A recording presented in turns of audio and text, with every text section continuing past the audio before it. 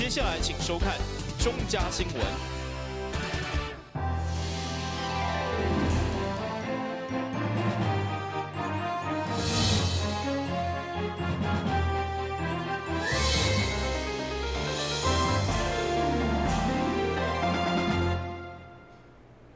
你好，是关嘅欢迎收看6月18号中嘉台南电新闻。为了有效解决农村欠工的困难，并且以创新的科技来振兴台湾农业，行政院特别选定台南市作为推动智慧农业的示范计划。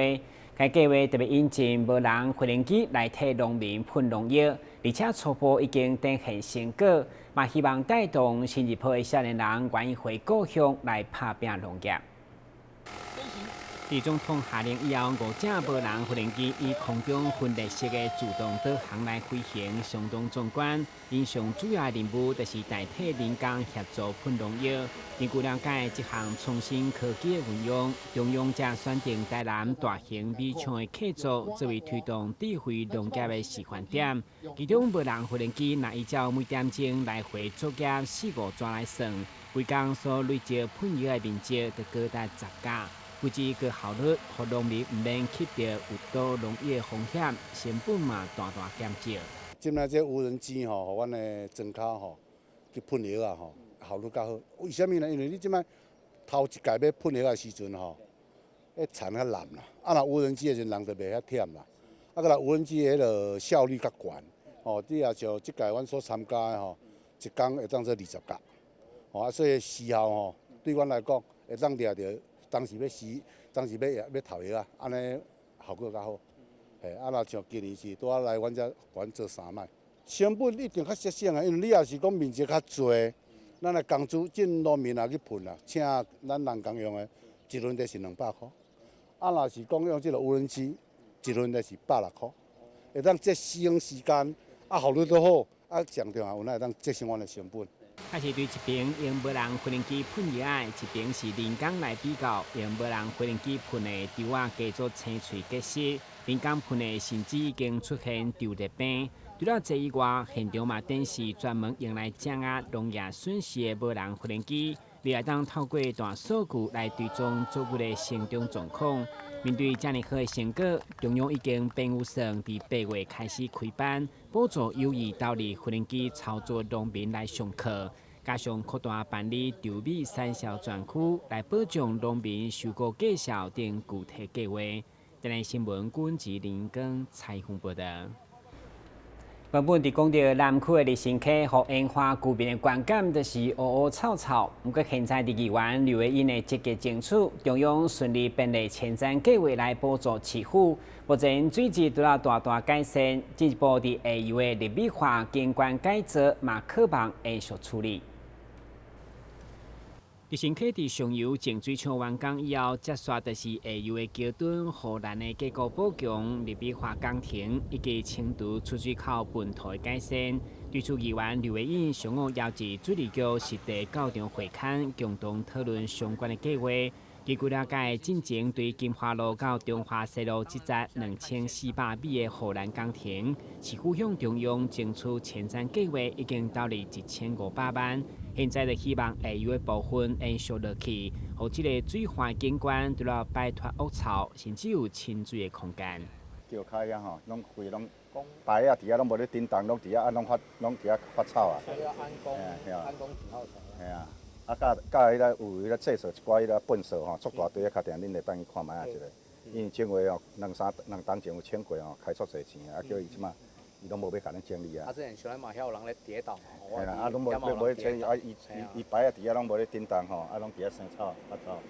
日新溪的沿岸，在这个金华路的以东的部分，其实已经完全做护栏的一个更新了嘛，吼。那我们希望这个工程可以继续延续到这个金华路以西的部分，到这个出海口的一个部分，吼。这个部分因为第一个这边临近学校嘛，吼，那也更贴近住宅区，吼，这个在南华里的部分是直接贴近住宅区的，好，那也希望这个部分可以给居民一个安全又舒适的空间，吼。日新溪虽然上游整治了，但是到出海口的地方，因为长期都有这个淤积嘛，哦，那是不是在整治完成之后，在下游的这个出海口部分，哦，应该去做清淤的一个动作。好，那你唯有做清淤的动作，才可以确保整条这个日新溪的一个干净跟未来的一个维护会较好处理。对此，水利局表示，日新溪水质伫第一步设立净水厂改善以后，持续就是用好接管甲后续的护栏结构补强等立美化工程。市府伫听出地方的民意以后，一定会兼顾水质的改善、清水环境以及下动安全的角度来全力投入。但新闻军自林根采访报道。淡市争取环保署补助，开2000万打造全国第一座纸钱专用的金炉，或者进圆满。18号环保局正式举办启用典礼，会场包括中央甲地方拢共同见证这个时刻。未来这座环保金炉使用以后，不但当改善空气污染，同时会兼顾民俗传统。民众去庙内底拜拜，大部分的人拢会烧金纸，感谢神明保庇。但烧金纸难免会造成空气污染。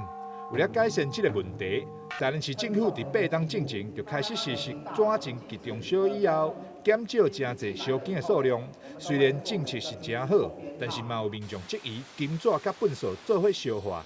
如此对着祖先以及神明拢是不敬。对此，台南市环保局特别向中央申请补助，打造了这座全国首创的金纸专用炉。我们非常的感谢环保署能够补助，全额补助我们这个环保金炉。那事实上，经过大家的说明，可以知道这个金炉是兼顾了环保以及我们民俗，还有我们的文化，能够三者都兼顾。对于民众的接受度以及公庙的接受度，应该是比较高的。为了解除民众疑虑，在环保署补助2000万之下，设计了这个金纸专用炉，利用先进的净疗系统，包含后端集成器、活性炭塔等防治设备，更加有效会当去除空气内底的污染物以及环境荷尔蒙带奥辛等，而且上侪一天阁会处理5吨的金纸量。很高兴今天这是我们全台湾第一座这个所谓环保金炉啊。那么大家都知道，我们烧金纸这个是一个民俗。所以在尊重民俗的情况下，我们也不可能去用禁止的。可是大家可以看到，因为烧的时候还是有很多的烟，其实它就有一些污染物产生。所以怎么样减少这些污染物对我们人体健康的影响，是我们一直努力的。根据环保署统计，自104年推动纸钱集中烧至今，全国纸钱集中焚烧的数量已经为4.8%提升到8.4%，而且每当持续拢有增加。这次台南市推动全炉全烧，除了会当化解信众甲团体认为焚化炉集中烧对生命不敬的疑虑以外，未来效率若是真好，将会推行到全国各地。台南新闻张伟忠采访报道。今天新闻马上登来新闻现场。消灭登革热，仔细清扫，立即做。饮水机水盘若有积水，要倒干净。花瓶旧水倒在土壤中，可以避免再次积水养蚊。花瓶底部、盆栽底盘要常常刷洗，避免蚊卵附着。不使用的水桶记得倒质量干净。别忘了食蚊鱼也是消灭孑孓的小帮手哦。防治登革热，清干净、倒干净、刷干净、晾干净，大家一起来。打开一本书，每页在发亮，文字变鱼儿，游在大海洋，充满了。欢迎您和我一起来收看《飞读 book》，台南爱读册。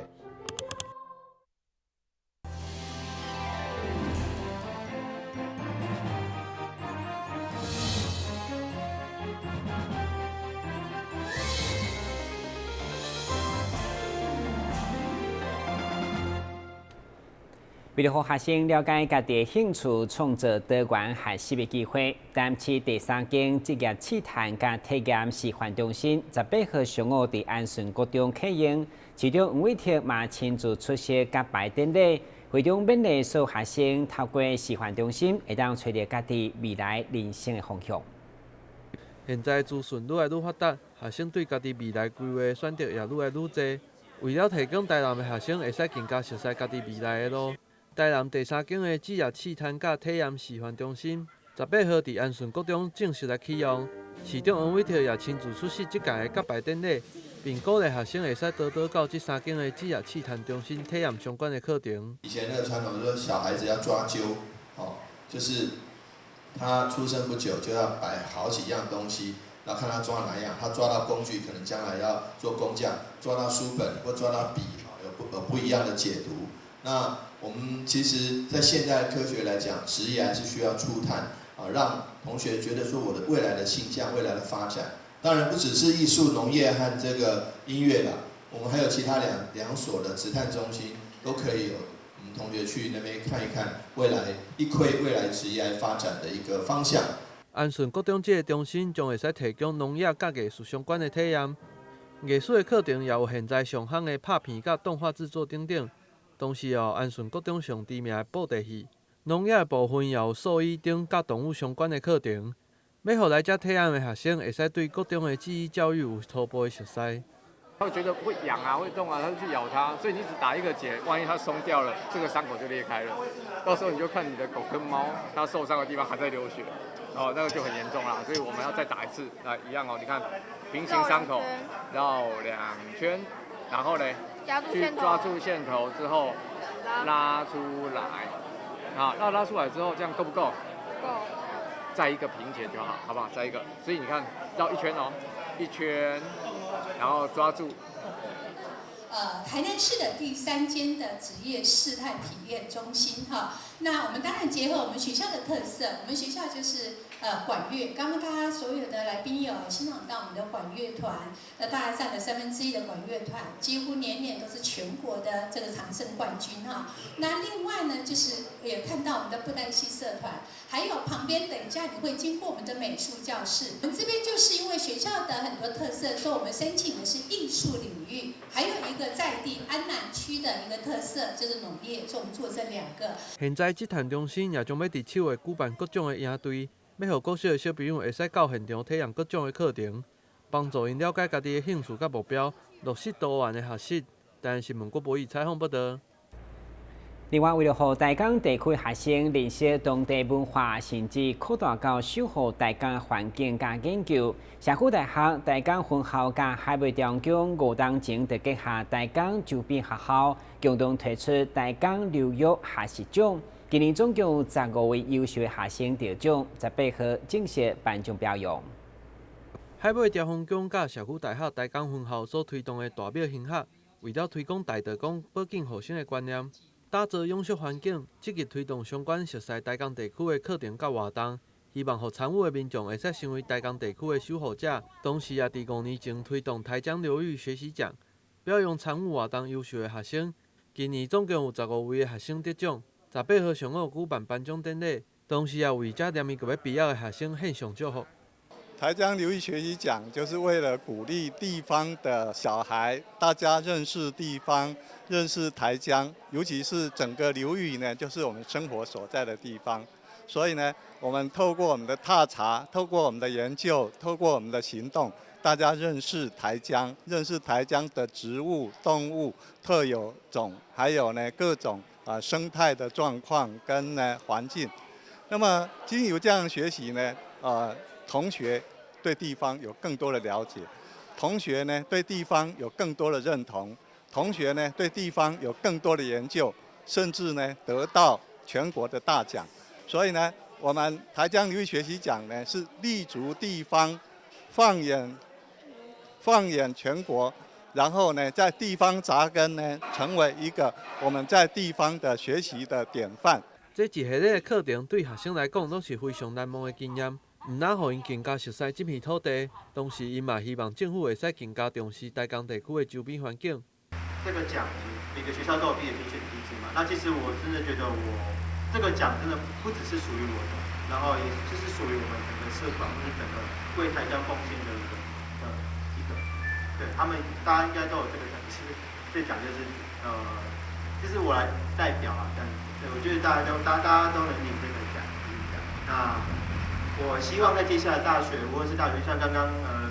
委员还是主任讲的，我希望能够永续下去，传承下去，这样我觉得这才是就是这个奖章给我最大的启示。动物啊，就是到现在台江地区的河流，还是有可能有在污染，然后这些污染就是大家没有发现，就是需要大家需要民众及政府的一起努力，然后才能让它变得更好。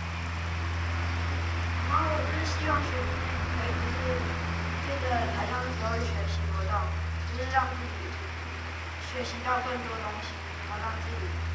就是了解自己的能力，变得更好。社区大学的校长嘛龚生笑表示，因为这个奖项的选择非常严格，所以对因来讲，这个奖甚至是比市长奖更较歹得到。因也是希望会使有更较侪民众来共同参与，培养台港的公民知识甲行动能力。但新闻郭博宇采访报道。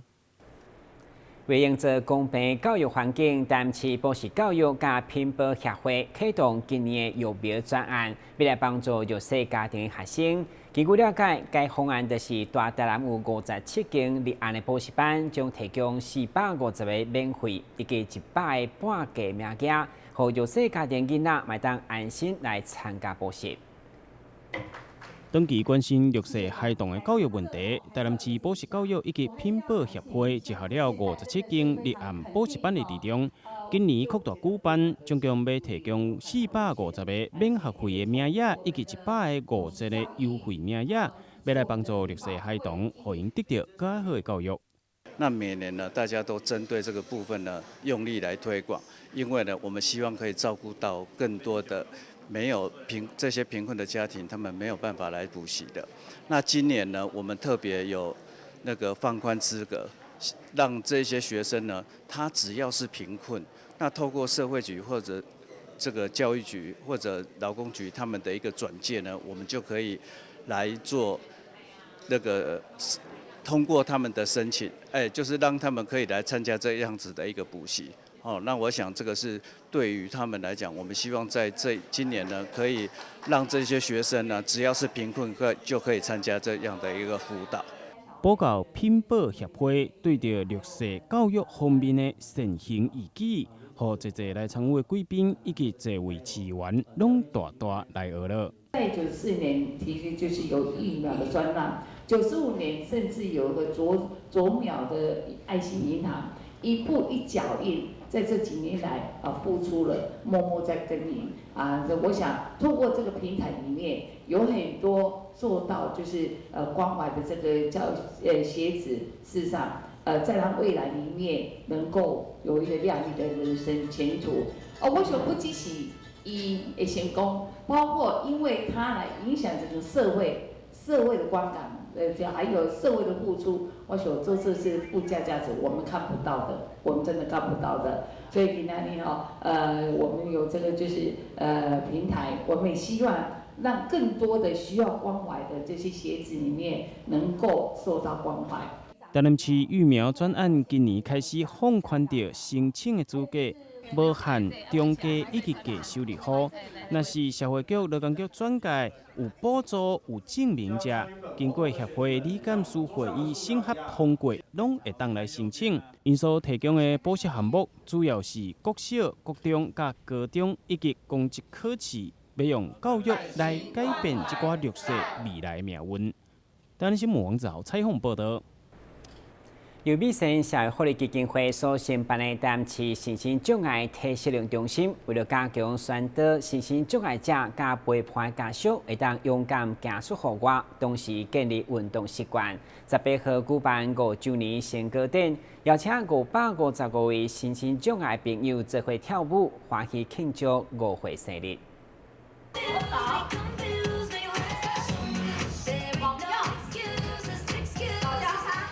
台南市身心障碍者体适能中心为103年成立以来，一直致力伫咧提升身障朋友生活品质，提供正确的运动知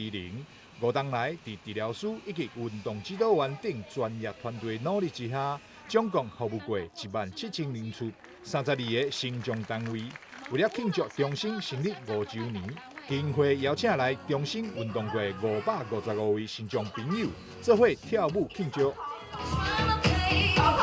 我们今天庆祝5周年庆，真的可以看到这个中心带来一个非常好的结果。我们那些朋友不只是身体方面可以有感觉到有进步，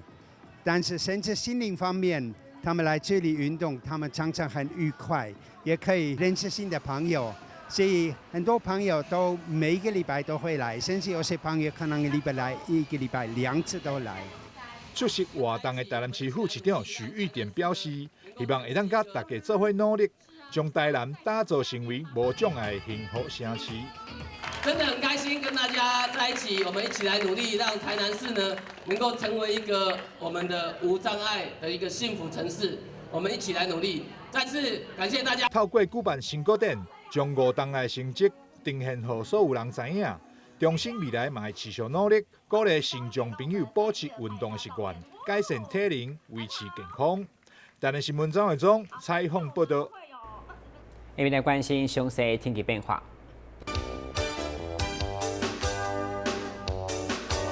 明仔是好天，细风天气，温度28度到32度，落雨9有1成。海面边境风力4级到5级，暑假阵风6级。